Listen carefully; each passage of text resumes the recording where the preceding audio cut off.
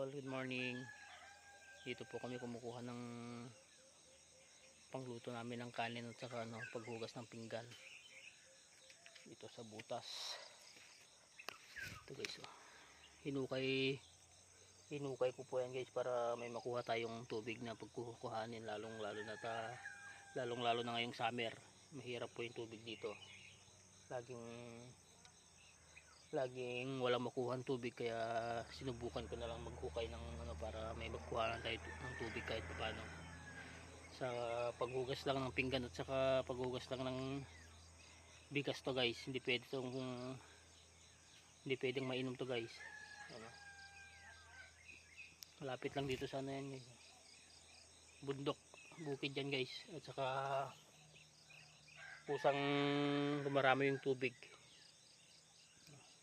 Marami sa tubig yan guys. Pwede guys, kapag napanood mo tong video na to, pwede naman humingi po ng kahit konting support guys, kahit like and share lang po guys. Maraming salamat po sa solid follower ko dyan guys. Maraming salamat guys, thank you.